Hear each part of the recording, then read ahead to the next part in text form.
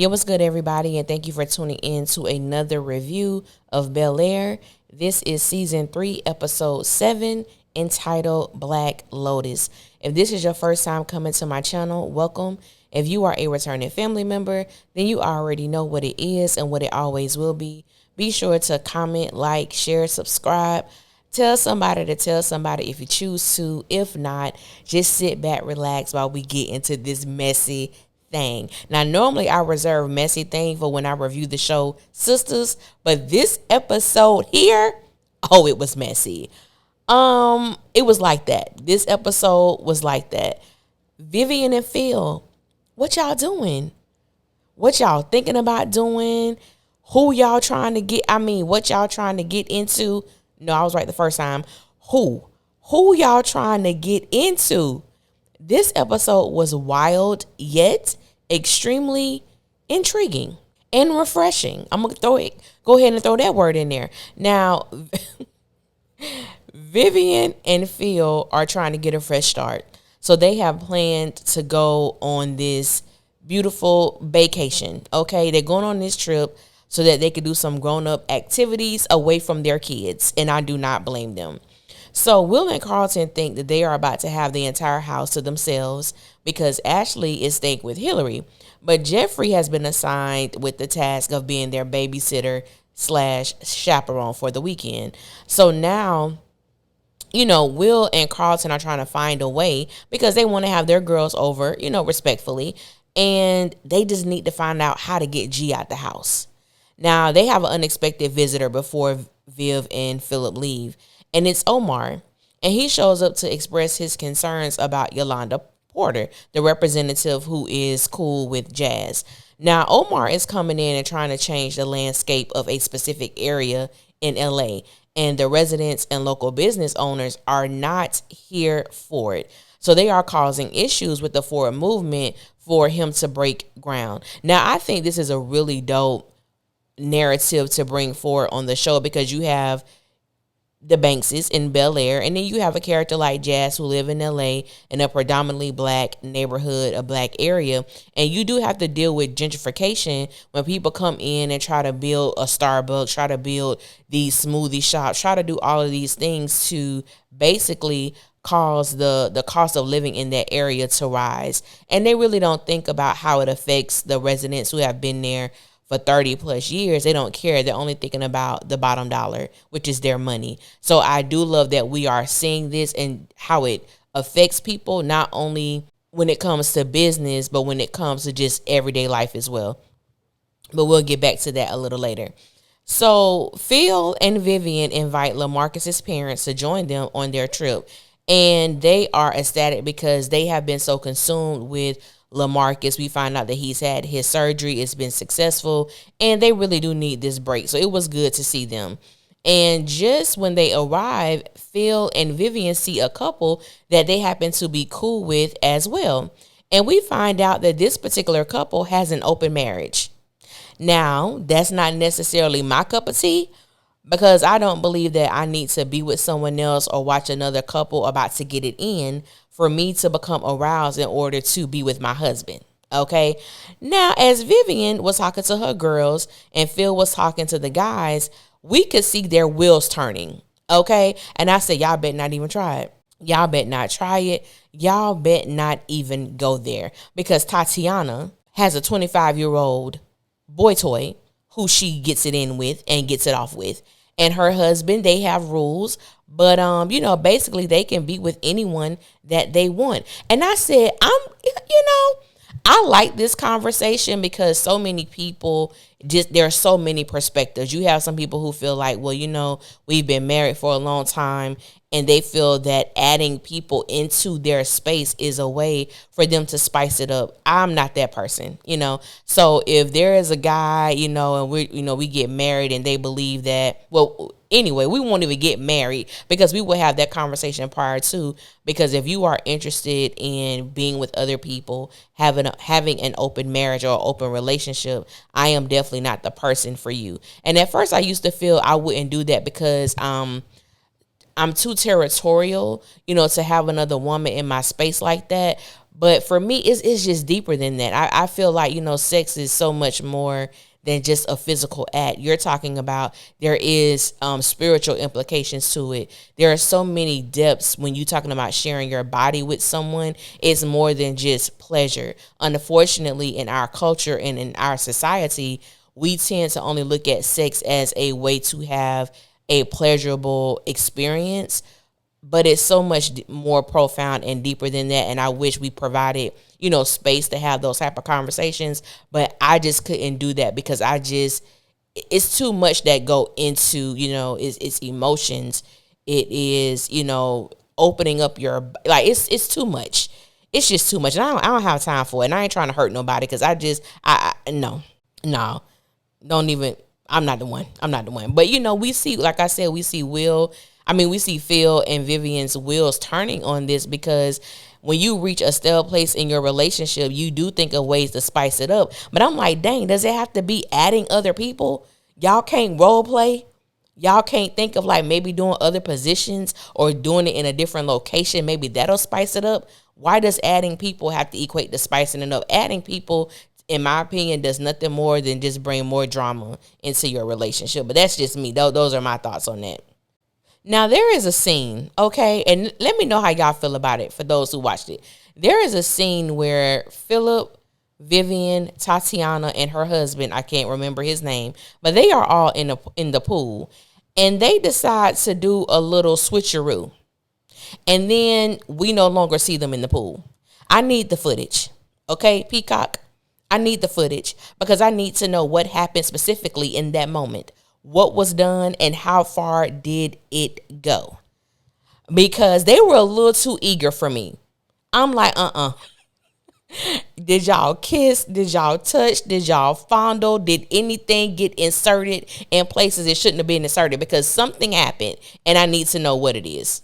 Also, we see that Vivian and Phil briefly go into Tatiana and her husband's hotel room for a nightcap.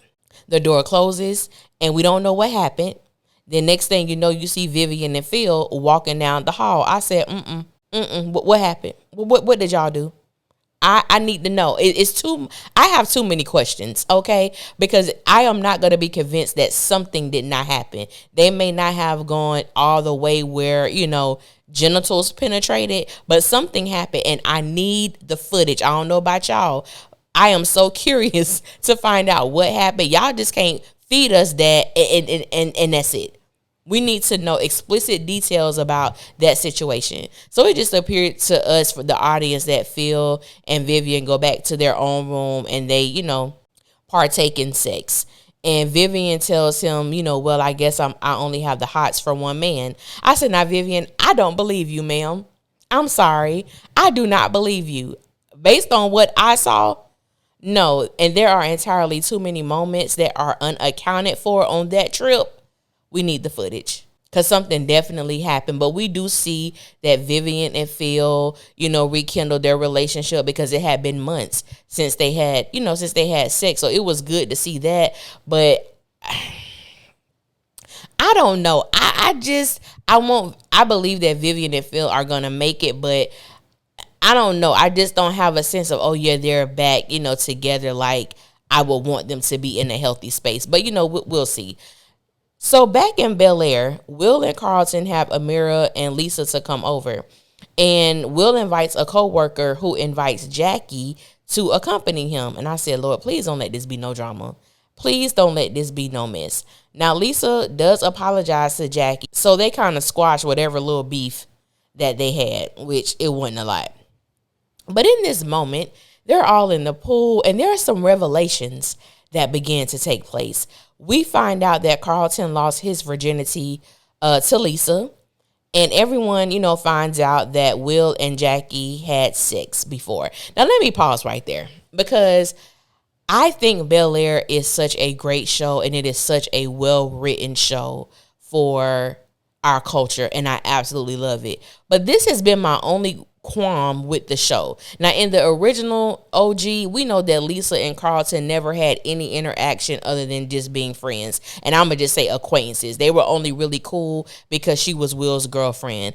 I hated the fact that that Carlton and Lisa actually had a relationship. Maybe I would be more cool with it if it was just like, it was random where they were young and dated like, for a couple weeks or so. But you're talking about they had deep feelings for each other, and this was the woman who he had sex with for the first time. That's a lot. And I was with the coworker. He was like, dang, I didn't even know black people got down like that. And I'm like, bro, I'm with you. I am with you. I felt the same way when the show originally aired and we got to understand the dynamics of these characters. I was like, this is a trip. You're having sex. You're with someone that your cousin was in love with, that your cousin had sex with. That has always rubbed me the wrong way, but that's neither here nor there because we can't do anything about it. I thought it was very interesting that never came up in discussion. Even them being young, to me, I just find it odd and ironic that was never a conversation. Even Lisa finding out that Will and Jackie had sex, that was odd to me too. Like, it just never came up. I thought that was kind of weird, but here we are. They didn't really make a big deal out of it, but it was Amira. Amira wanted to play this game, and it was like an icebreaker that they did in rehab. And I'm like, that right there I've had many red flags for Amira, but that was a red flag too, when everything you do has to be tied to rehab. Oh, I got an icebreaker we did in rehab. Oh, let's talk about this because we did it in rehab. No, ma'am. She brings up rehab entirely too much. And I said, you know what, little girl, you bring up rehab so much, that's where your behind actually needs to be. Because something ain't right with you, sis. Something is not right with you, ma'am. So, anyway, moving right along, as Jackie and Homeboy are leaving, Amira brings up something about Will. Now, this is what I will say. Even though Amira has her own issues and baby girl is definitely touched, she tells the truth about 90% of the time. Now, homegirl is a liar. I'm going to just go ahead and put that out there. She is a liar. However, she does speak some truth, and she was speaking to the truth to Will. He kind of plays both sides. He straddles the fence a lot, and when it comes to certain issues, and she called him out, and I didn't have no problem with it because she was telling the truth. And even with her doing that, it brought up other things for Carlton to express himself and also for Lisa to express herself. And what we found out about Lisa was she made nice with Jackie so that Will wouldn't have to be the bad guy.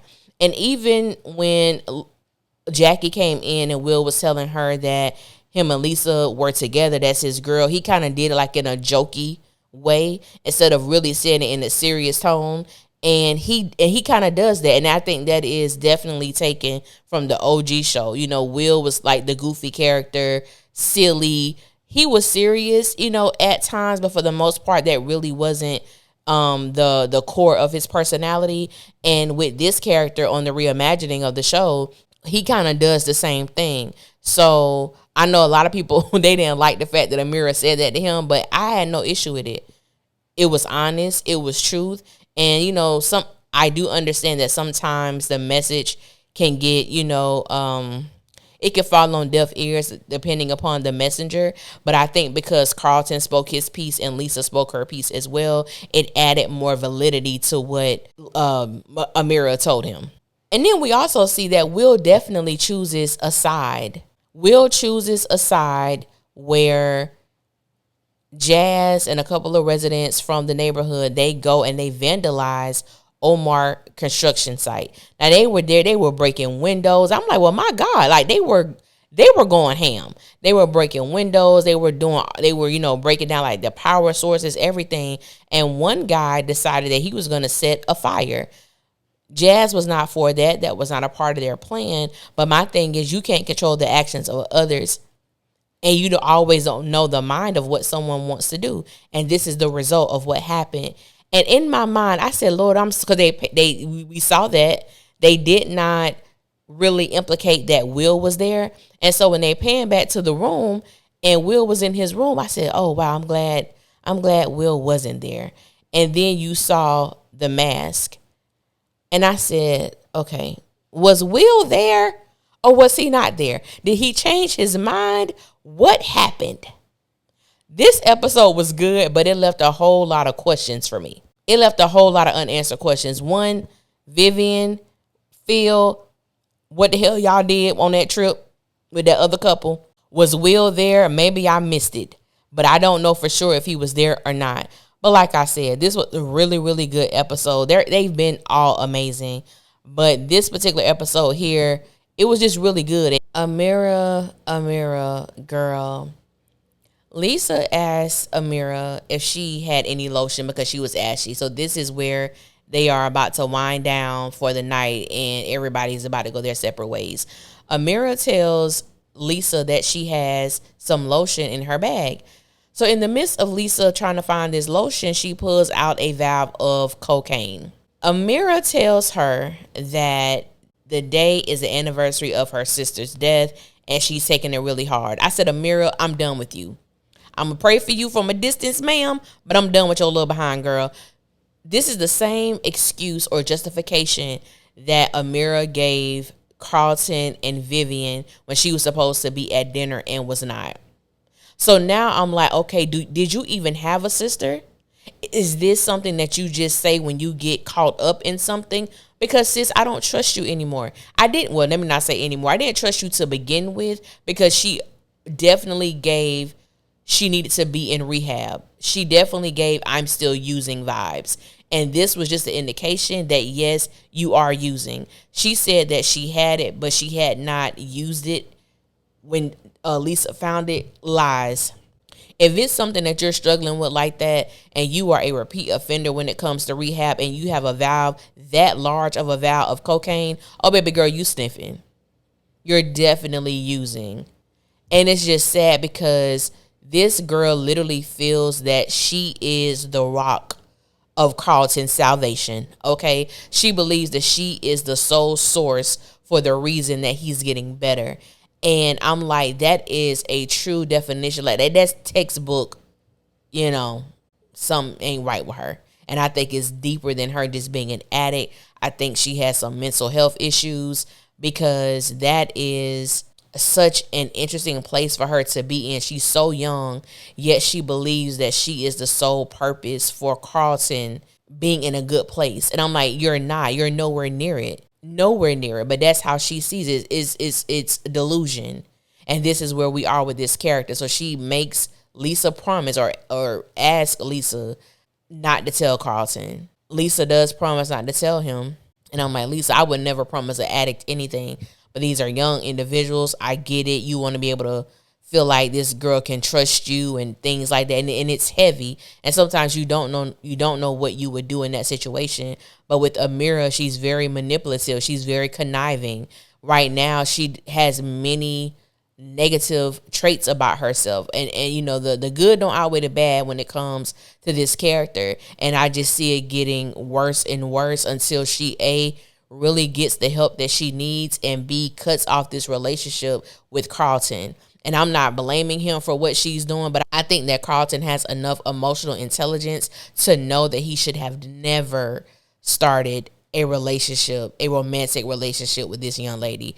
But we gonna see how it pans out because I just know that nothing good is gonna come of it. And last but not least, Jeffrey. We saw Jeffrey, being booed up, going out to the club with his baby mama. I don't remember her name, but it was good to see Jeffrey functioning in a different dynamic. Normally we see Jeffrey, in my opinion, he kind of plays a surrogate father to the Banks' kids and now Will, and he's always in a protective mode, and we really don't get a chance to see him, having a love interest or just having someone that he has a romantic dynamic with. So seeing him with this woman, obviously she is someone who he has a past with, who he cares for deeply. And we saw old dude, I can't remember if she bumped into him or he bumped into her, but it was an accident. Anytime I see a man begin to puff his chest up to a woman like that, coward. because it's not that big of a deal. It was an accident. Move right on along. Jeffrey had to show him what was up. Because even when they went into the bathroom, he called the woman out her name and told Jeffrey, hey, tell your B to save me a dance. Jeffrey said, oh, really? Say less. G locked that door, hit him real hard in that trachea. I locked the door and he came out so smooth. And they started dancing. I said, I love this character. Jeffrey is, as they say, man, he cool as a fan, man. He cool as a fan. I absolutely love his presence on the show. I love what he represents. I love that we're seeing this different side of him be explored. And I hope they continue to explore and even maybe show a tug of war with him, still wanting to have his position with his son and at the Banks' estate. However, and in addition to possibly building a relationship. So I am interested in seeing that, and we'll see if we see that. So I want to thank you guys for listening. If I missed anything, you could put it in the comments. I'm just really going off the top of the dome with what I remember. But again, I want to thank you guys for listening. Until next time, I will holler at y'all later, and y'all be safe out there. One.